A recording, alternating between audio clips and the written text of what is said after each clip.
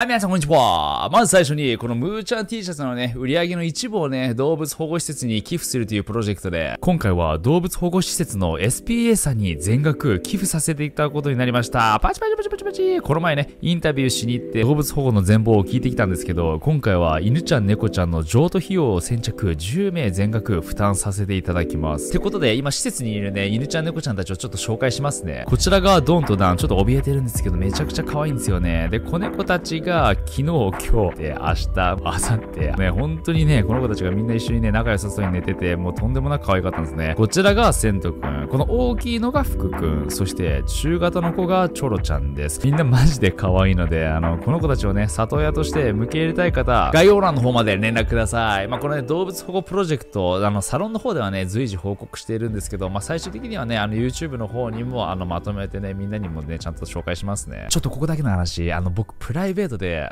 前澤友作さんと仲良くさせてもらってて、ほんとえげつないですよね。宇宙に行ったお方ですよ。はい、すごい体験ね、いろいろね、聞かせてもらってるんですけど、そこで前澤さんがこの前気になるキーワード言って、直樹マン、ネットワークステートを知ってるって言ってきたんですよ。で、僕知らなくて、何それなんすかそれって。で、ちょっと気になっていろいろ調べてみたら、どうやらね、これからの世界のあり方っていうか、これからの世界の構造っていうか、構想みたいなもので、かなりぶっ飛んでて面白いんですけど、前澤さんが言うんだったら間違いないなと思って、これから世界はどうなっていくのか、すごい革新的なね、ビジョンをちょっとみんなに紹介していきたいと思います。これマジでね、日本でも語ってる人ほとんどいなくて、なので、ほんとここだけの話ね。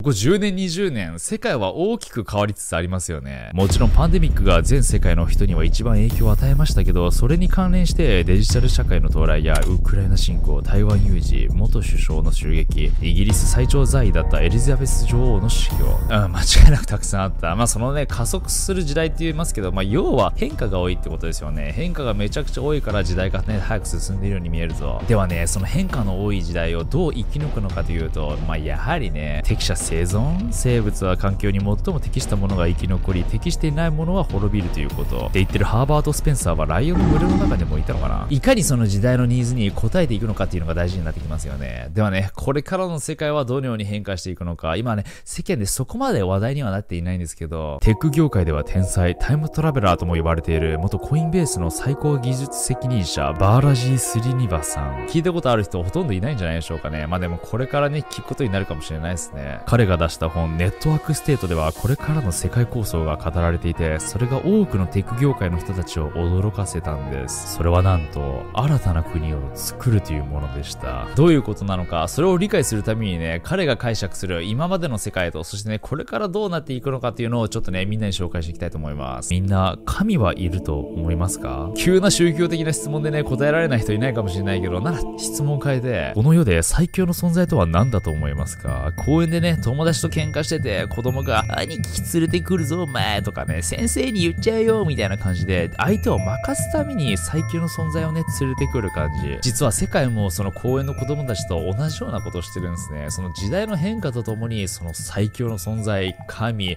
その大きな権力とかって、変化していってるんです。大昔から1800年代頃まで人類が崇拝、そして恐れていた存在は神そのものでした。モーゼの実会、ローマ帝国なんてキリスト教、カトリック教をね、国教として、ローマ法王によって皇帝として世界を支配したり、キリスト教の天国、地獄の思想をみんなね、本気で心から信じて、その思想のもと世界が構成されていました。当時の人々は神の存在を恐れ、盗みをしませんでした。したらね、地獄に落ちるからね。しかし、19世紀の暮れ、ニーチェの神は死んだっていう発言が表すように、教育を受けた人々が神の存在を疑うようになったり、近代化、産業化、科学化が進む世界で宗教離れが始まったんです。実際に2009年からね、10年でキリスト教が神と答えたアメリカ人は 77% から 65% にまで減少しているんです。ローマ教皇たちが自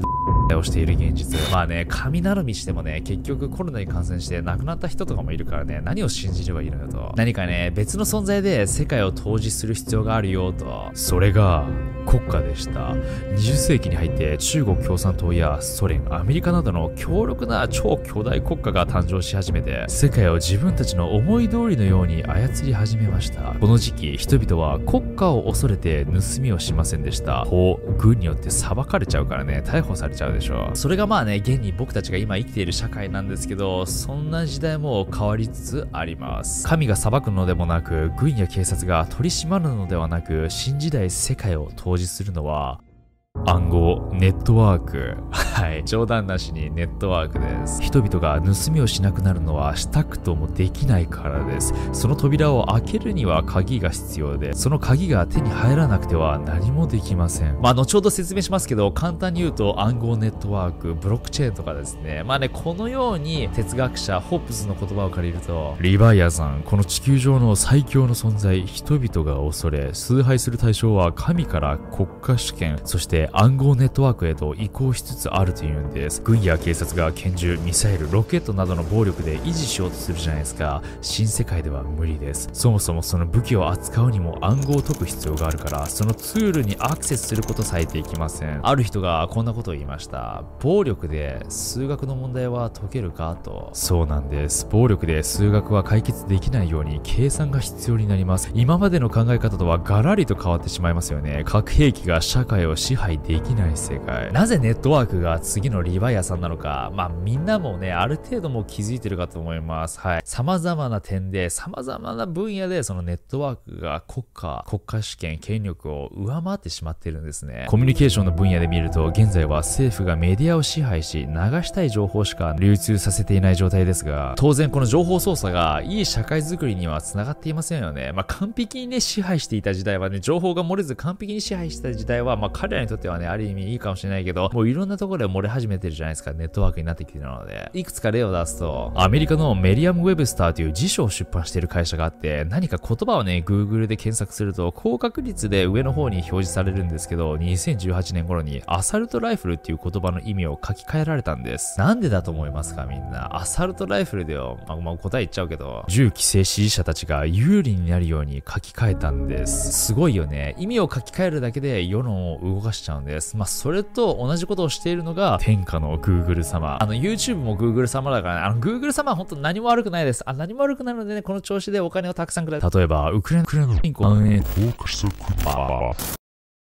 こういった証拠が出てきても結局メディアは大きく扱わないじゃないですか。結局今のメディアは政府が有利に働くような情報しか表に出せません。もちろんその国家の権力に対抗する人物たちも過去にはいました。例えばセカンドチャンネルで取り上げたダークウェブの闇のアマゾンを設立していたロス・ウルブリヒト闇取引サイトではや武器、違法 ID の流通がされていました。もちろん拘束されました。内部告発サイト、ウィキリークスの創設者、ジュリアン・アサンジも逮捕されました。そしてみんな大好き、エドワード・スノーデンは元 NSA で国家機密情報にアクセスしていた人物です。そんな彼が正規の内部告発とも言われる情報をリークし、ロシアに亡命したように圧倒的に国家主権が巨大な権力として君臨していますよね。政府の一声で行われるロックダウン、中国共産党の監視社会、国家主権がネットワークを任しているというのが現状なんです。例えば中国をね、例に出すと、中国の大金持ちのテック業界の人たち、アリババのジャック・マーやテンセントのバカトを政治家みたいな偉い人扱いしていましたけど、急に流れが変わって彼らを拘束するようになって、結局ね、その政治的判断がね、優先的になってゲームとかビットコインとか SNS を禁止するようになったんですね。まあそれはもちろんその巨大大国アメリカとね、対抗するためなんですけど、技術的な意味でこの操作をしているのは AI ですよね。政府はこの AI を彼らが有利に働くように利用していると言います。どういうことかというと、キーポイントとなるのは洗脳なんです。政府はテック業界を監視して AI のアルゴリズムがきちんと彼らの政策に沿ったものなのか常に操作しているんです。先ほどのウクライナの件やトランプの件でもそうでしたけど、 AI は何が真実で何が嘘なのかを判断するのではなく、何が正しくて何が正しくないかを判断するんです。つまり彼らは AI をね、どのようにね、洗脳したしたら世の中をね、操作しやすくなるのかっていうところに力を入れてるんですね。で、それを行っているのが、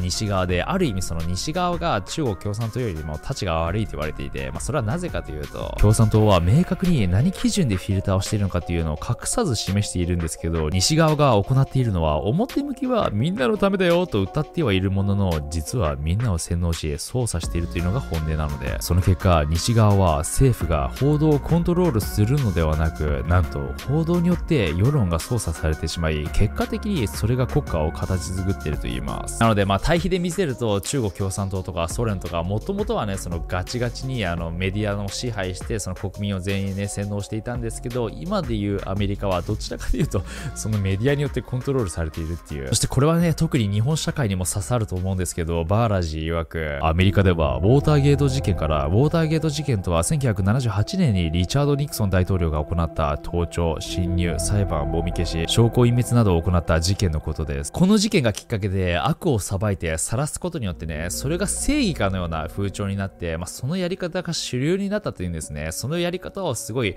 左側の人たちが好んでいたと。ウォーターゲート事件のように何かを晒すことが称賛される文化になり、本来のね、人類がスペース X で新たなロケットでね、宇宙を目指したりなど、クリエイト、想像することに注目がいかなくなってしまったと。これはまさに日本社会でもあることですよね。芸能人の不倫や炎上がいつしかこの国の未来を決める出来事よりも注目されるようになってしまったように、破壊行為をしても意味はないのかもしれないですね。結局は想像しないといけないと。それをしている社会としてない社会では大きなね、差が出てくると言います。例えばアメリカと中国、二大経済国ですけど、どちらが上昇してどちらが下降しているのか明白ですよね。中国が成長しているのはアフリカにインフラを建設し、資金提供、技術移転してアフリカをね、構築している一方、アメリカはイラク、シリア、リビアと中東をね、空爆で破壊していると。これはある意味モチベにつながりますよね。成功したかったらけなし合い、愚痴を言うんじゃなくて何かを想像、クリエイトしろと。このように今までの神、国家、リヴァイアさんでは機能しなかったけど、第三勢力として登場したのが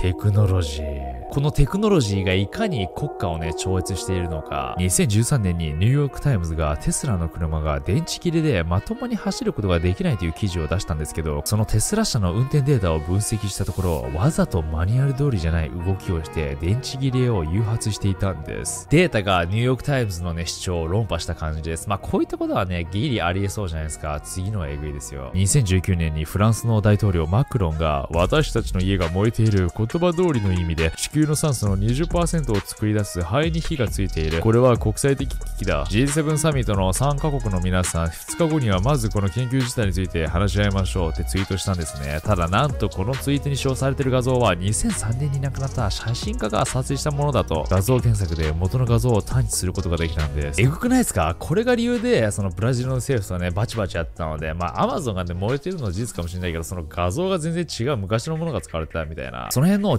太郎がツイートしてるわけじゃないですからね。これマクロン大統領ですからね。このようにテクノロジーはその中央集権型に寄っていた情報をうまくね、データで分散化することができるというんですね。なのでここでわかることは、政治的真実は必ずしも真実ではなく、みんなが信じれば真実になるんです。お金の価値、誰が首相なのか、国の境界線はどこなのかっていうのはみんなの意識の中での真実だけど、こんなものね、みんなの意識を書き換えてしまえば結局その真実も簡単に変わっちゃうじゃないですか。例えばその北方領土問題とか、それは誰のものなのかって、それをね、合意して決めてしまえば結局それはその人たちのものになるみたいな感じで、ただ物理的な科学的な真実というのは 1+1 は2や光の速度などはみんなの意識から独立して真実があります。みんなが信じようが信じまいが結局その真実は変わりません。なので真実という意味ではね、そのテクノロジーが今の社会をね、はるかに上回っているのがわかりますよね。そしてね、ちょっと歴史を振り返ってみると面白いんですけど、1492年から1890年頃までイギリスがアメリカ大陸を開拓し、インディアンと争ったように人々は土地の開拓をして境界線を拡大していました。ただね、人間っていうのはね、欲深い生き物なんですわ。もう境界線が決まっていてもどんどん土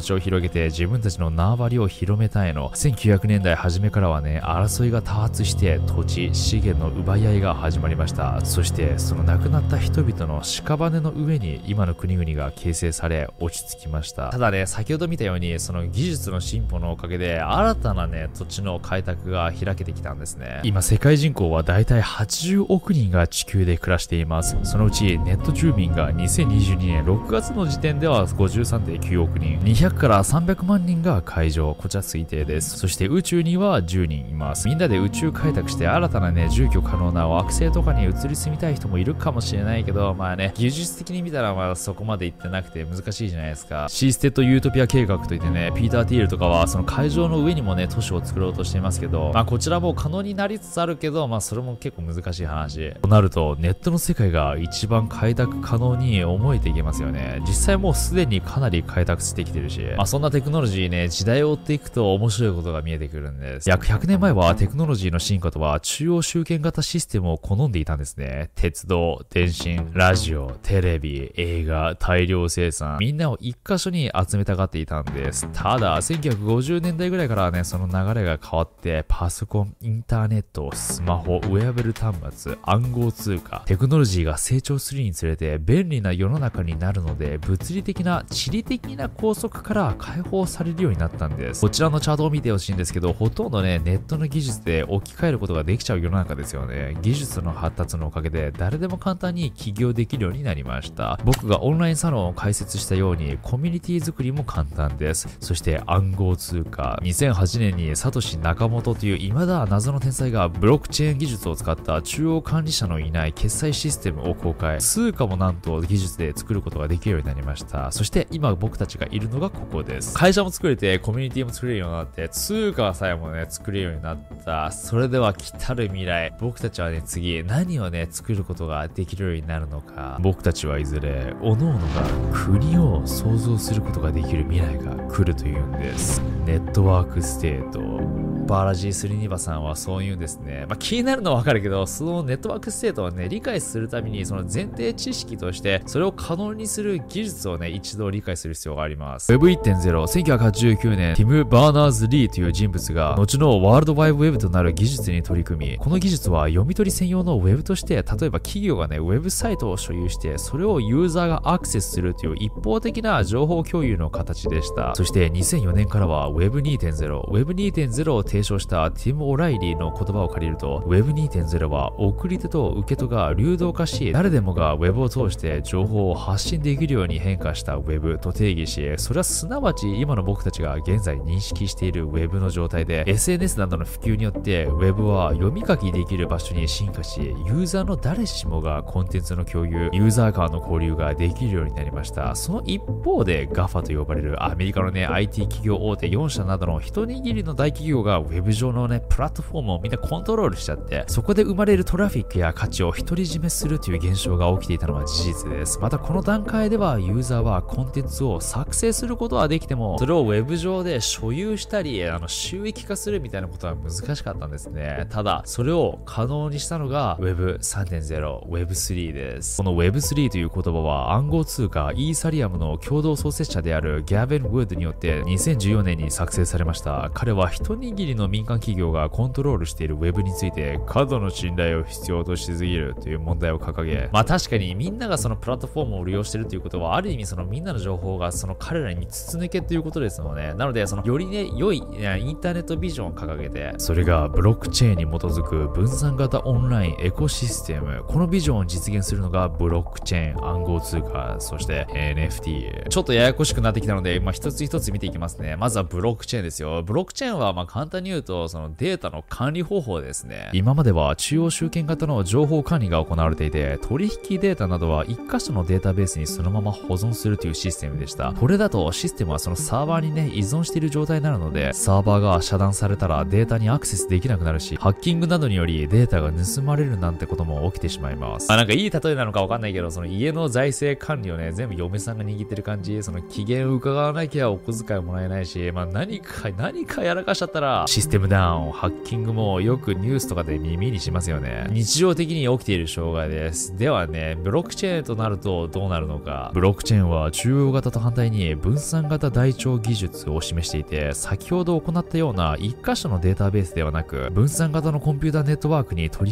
引が記録されます。例えば、取引が始まったら、それをね、記録する必要がありますよね。この取引、トランザクションは一定の大きさのブロックにまとめられ、すでに存在する違うブロッックにつなげて保存されます。これが繰り返されることによってブロックとブロックが前後につながってチェーン、作状になるとのことです。そしてこのデータは1箇所に保存されるのではなく、同じデータが複数のコンピューターネットワークに保存されるので分散型であり、データが削除されることもシステムダウンも起きなく、改ざんも非常に困難になるとのことです。そもそもこのブロックチェーンという技術はね、先ほども言ったサトシ・ナカモトがね、そのビットコインをね、世にね、出した時に初めてこのブロックチェーンも公開された感じですよね。彼はもともと政府の経済への介入や公正でない社会に不満を抱いていて、この社会のインフラを変えたいという野望のもとブロックチェーン、そしてビットコインを生み出したと言われています。そしてそれは実現されつつあるんです。ブロックチェーンはプラットフォームや銀行のように機関に依存することなく取引の記録を残すことを可能にしたので、今まで我々が頼ってきた社会インフラをね、見直すことを可能にしたんですね。一番わかりやすい例がその仮想通貨ですけど、それ以外でも著作権管理だったり、美術品の所有権の管理、行政手続きや投票なんかも誰でもアクセスできる透明性のある記録として残すことができるようになるんです。例えば投票とか、なんで未だに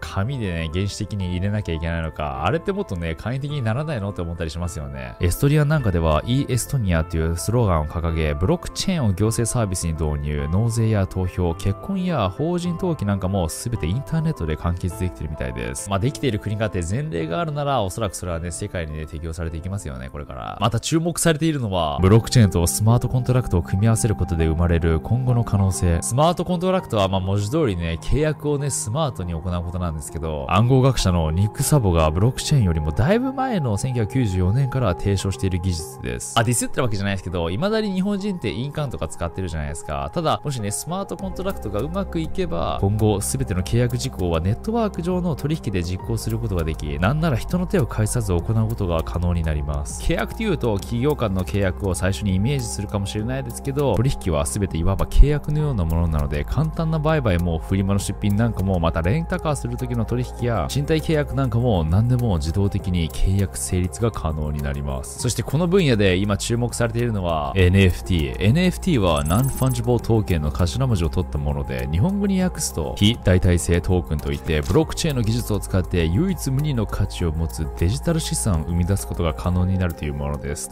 例えば、モナリザの絵だったり、有名人のサインだったり、唯一無二のものには社会的価値があって、それに価格が付けられていますよね。それのデジタル版ということです。この技術自体はね、2017年頃からね、すでにあったようなんですけど、デジタルアーティスト、People の NFT 作品 Every Day is the First 5000 Days の NFT が2021年3月にオークションで約75億円もの高価格で落札されて大きな注目を浴びました。デジタルアートってそんなに価値あるのってなってね、急にアート業界でね、NFT が広がるようになりましたよね。またね、面白いのが、そのデジタルアートの中には、コレクティブルと呼ばれる収集性の高いコレクションを目的とした NFT 群が有名で、代表的なボードエイプヨットクラブは、1000体のボードエイプを集めたコレクタブルで、この NFT を持っている人限定のクラブ、ヨットクラブの会員証として機能として秘密のエリアにもアクセスができるようになるなど、すごいロマン感じちゃうね。これこそね、もうほんと新時代の秘密結社かもしれません。このように、どちらかというとね、アートの分野で活躍はしているんですけど、将来的にはスポーツやファッション、音楽、ゲームだったりと幅広い分野で活躍が期待されていて、2018年には約40億円だった市場が2022年では約4196億円にまで急成長したんです。とりあえず技術が当たりすぎて、まだ人類がそこに追いついていない感じ。ただ追いつき始めたらすげえね、いろんな分野で活用されていくようになる。ここで話を戻して Web3 のブロックチェーンに基づく分散型オンラインエコシステムとはどのような世界なのか、著名な NFT コレクターのジミー・マクネリスのこのツイートが非常にわかりやすくまとめてくれているので、引用すると Web3 は所有が追加されたことを説明するとわかりやすいと。どういうことかというと、Web1.0 では読むことができた、Web2.0 では読むことができて、なおかつ自分で書き込むこともできた。そして Web3 の世界では読むことができて、なおかつそこに書くこともできて、そして最終的にはそれを所有することもできるということなんです。こう見ると結構わかりやすいですよね。どういうことかというと、これからはその生産消費、その経済の循環をデジタル上、ウェブ上で全て行えるということです。つまりそれはネット上で世界をね、みんな構築することができるようになるということなんです。いや、話がでかすぎって思うでしょ。安心してください。これね、みんな明日学校とか職場で話すことになるから。現代では醜い争いをして土地を獲得して国を確立しようとしているっていう話しましたよね。ただこれからの世界はそんな争いしなくてもみんなね、国をのを作れるようになるということなんです。実際すでにピーター・ティールがシーステッドという海上都市にね出資していたり、イーロン・マスクは火星にね人類を送り込んで生活できるようにしていますよね。ただこれって技術的にもコスト的にも難しいのが、想像したらわかりますよね。みんなをなんかどでかいロケットに乗せて、なおかつそれをね火星にまで飛ばして、で火星である程度生活できるようなね環境を整えるってどんだけ大変なんだよっていう。海上都市でも同じですよね。その海上都市にいっぱい都市を作ってね、みんなをそこで住まされるって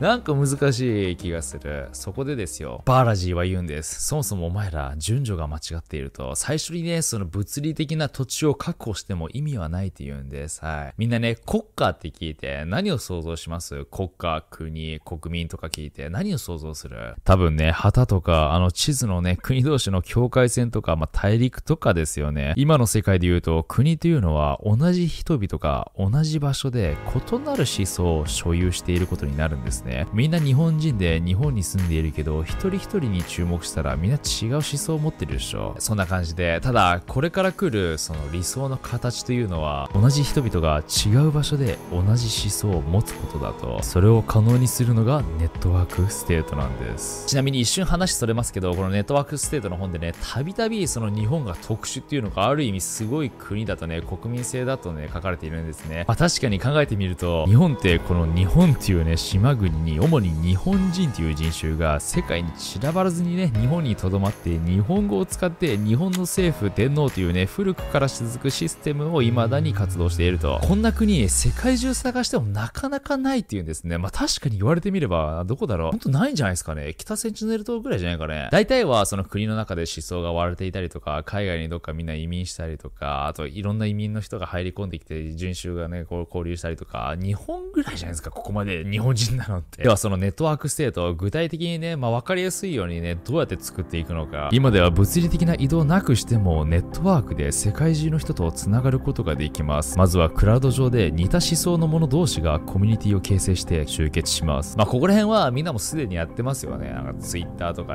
SNS でね、その似た者同士が集まってみんなでなんか共通の趣味とか思想をね語ったりして、最悪おことかして。ただブロックチェーンとか Web3 の世界がねもっと実用化したら、さらにね踏み込むことができて、クラウド上で確かなつながりを確保したら、そこでネットワークユニオン、連合を作るというんです。それは DAO みたいなもので、 DAO とはね特定の所有者や管理者が存在せずとも事業やプロジェクトを推進できる組織を指す言葉なので、リーダーのいないみんなが参加する、そしてそこのメンバーにトークンというね、仮想上のポイントみたいなものをね配って、集まったメンバーみんなで何かプロジェクトを遂行しようとしたり、貢献した人はたくさんのねトークンがねバックでねもらえたりして、でそのコミュニティ内でね売買することができたりと、もうある意味その仮想上のつながりでもう生活ができるみたいな感じ。ただねこれはね DAO よりもさらに踏み込んでいて、メンバーの意思、理念、行動パターンなどからある一種のカルチャーを作ることになるというんです。これからの技術では AR、VR グラスをかけて、そのコミュニティメンバー内にしか見えない仮想上のね物体が見えるようになったりとか、様々なねサービスを自分のね居場所にいながら、海外に行かなくても自分の居場所にいながらもテストできるようになるので、リアルな現実と仮想上の世界が融合していくことになるんです。ちょっとねだいぶ進みすぎてて、今の脳内じゃねなかなかね解釈できないかもしれないけど、なんとなくわかるじゃないですか。言ってることはネット上でみんなが繋がって、なおかつその繋がった者同士ね、その物理的にまずは合わなかったとしても、そこでみんなでその AR、VR グラスをこ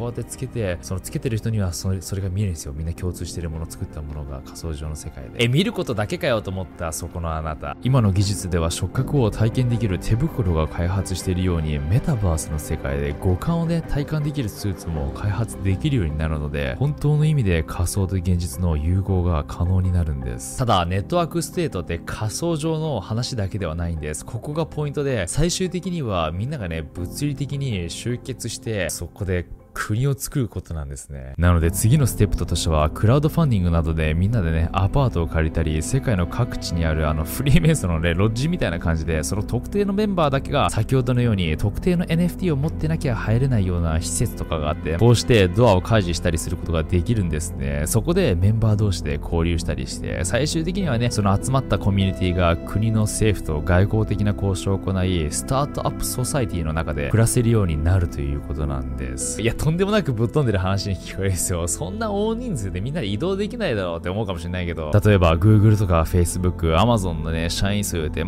十数万人とかですよね。本社とかでおそらく働いてるのは、それぐらいの人々でも集まったらとんでもないサービスを展開して世界をね、変えてしまうことはできるんですね。しかもね、決して一箇所に集まる必要はなく、世界の至るところにその支社みたいなものがあって、そこでね、仮想世界を通じてやり取りするなど、可能性は無限大ですよね。ならね、共通意識とか共通理念を持っていたらね、誰でもいいのかよって思いきや、実はそうでもなくて、例えばみんな過激組織いるじゃないですか。なんちゃらとかって、彼らとかってまともに外交とかって行うことはできないじゃないですか。政府と交渉したりして。なので、大前提として、その外交とかも行える、認められた組織ということです。かなりぶっ飛んでて、もう先の話に聞こえるかもしんないですけど、よく考えてみたら、今実際社会がそうなりつつありますよね。技術の発達で物理的な拘束がなくなってきた今、好きな国に移住して、そこから仕事する人が増えてきましたよね。法律って物理的な境界線に縛られているので、その境界線を移動したら法律も変わることがあります。これとかね、アメリカの州ごとのガソリン税の価格なんですけど、少し動いただけでここまで違いますよね。つまり、物理的な拘束が少なくなってきた今、要はその法律もね、簡単に変わっていくかもしれないということなんです。今のこのシステムが好きじゃなかったらね、みんなはね、強制的にね、そのシステムに従うように、あるいはそのシステムを変えるのか、あるいはどっかの国にね、移住するのかみたいなことだったんですけど、今の技術が発達したおかげで、簡単にその社会から抜け出すっていうか、退出することができるようになったと。Web3、NFT、メタバースなどで用意されているので、なら新しい国を作ってしまうということ。そもそも今の社会って全国民が選挙投票に行くことはないじゃないですか。人々が投票に行かないっていう時点でね、もうそこにコミットしてないんですよ、要は。なのでその社会のことが要はどうでもいいって思ってるってことですよね。なので逆に言えば自分も参加したくなるようなコミュニティ、国、社会をね、設立して素晴らしいものづくりをすればみんな積極的に参加するようになると。投票、コミット、貢献しなかったらね、要はその分自分にもバックが返ってこないということなので、合理的っちゃ合理的ですよね。共に成し遂げてきたもの、これからも成し遂げたいという思い、これこそが人類たるものに必要不可欠な条件である。人間は人種や言葉、宗教の奴隷ではない。これはね、エルネスト・ルナンっていうフランスの宗教家のネーション、国家、国民とはの定義なんですけど、国民国家とは人種でもなく、言語でもなく、宗教でもなく、共通性、国境でもなく、国民とはね、魂であり、精神的原理だというんです。共に生きていこうとする意志だと。これからの世界はね、国や人種の違いにより、土地や資源の奪い合いでね、新たな血を流して世界を作るのではなく、共に生きたいと思う同士が集まり、国を作り、世界を創造するのかもしれないです。